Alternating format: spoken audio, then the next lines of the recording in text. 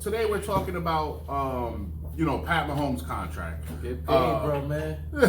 I feel as though he's overpaid. The Chiefs paid a little too much money for him. I'm gonna let you start with your thoughts about this contract. I mean, listen, I feel like he earned it.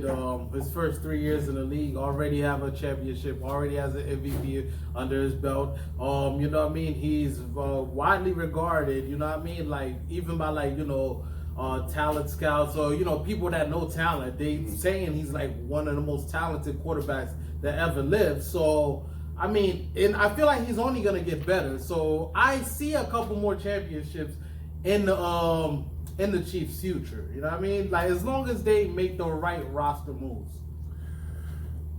But see, that's the thing. I feel with the not even the length of his contract, right? Just how much he's making, right, is just that. It kind of handicaps what you can do as far as re-signing and bringing aboard new talent. Oh yeah, you have a point there. I think they'll win the Super Bowl this coming season, but after that, I'm saying like within the first couple years of the contract, I think they have a chance to win a couple championships.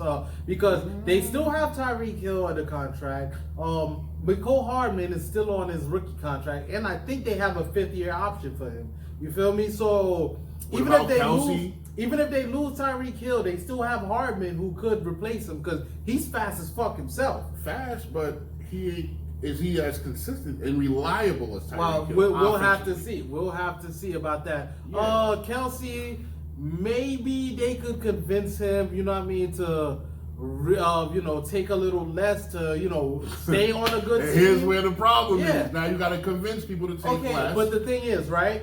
If you got defense, you got to sign. You got to have defense. But if you're a veteran player like Kelsey, right? You already had a big contract, right? Now, would you go chase a bigger contract on a shittier team? Or would you stay with the team knowing they're good and knowing that you're going to be in contention and just taking a little less? It depends on what the player prefers. Who knows? Kelsey might get a nice size 1-year deal from a team like the Cowboys.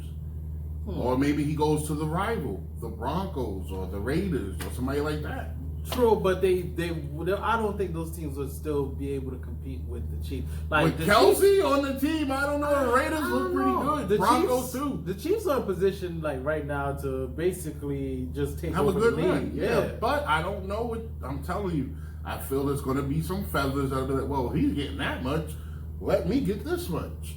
And we'll see. We know how this goes. And we're not sure how the contract is structured, the roster bonuses as far as like, you know what I mean? Like we don't know exactly how his contract, all we know it's 10 years, and 500 million. Yeah.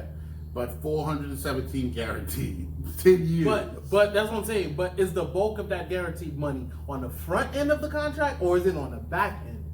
You feel me? Or is it spread throughout? That's what I'm saying. We don't know how it's structured. His annual contract is going to be about $50 million a year, either way you cut this.